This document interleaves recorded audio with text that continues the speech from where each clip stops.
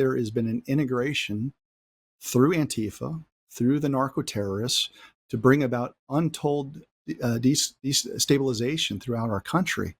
And so it makes sense that you would deploy the National Guard to quell the rebellion, to quell the invasion.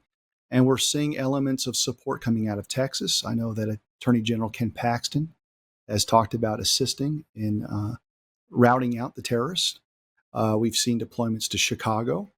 And that's the type of force that's going to be required because we've left our cities to basically be ravaged by Democrat policies.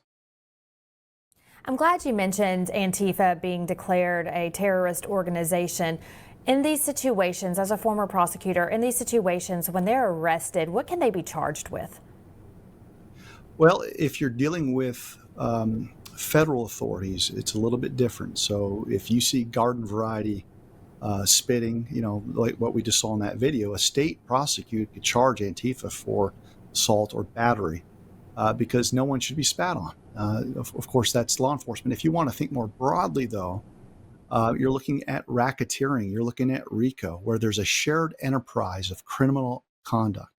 And we know that that's pretty much what Antifa is. They've become the radical left's militia, for better lack of a term.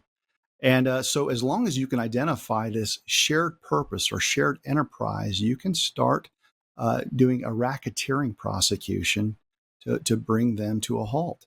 And so I hope that's something that is within the purview of Pam Bondi's DOJ, because we're not just looking at their terrorist activities in Portland. We're seeing them proliferate throughout the United States, and we've seen this before.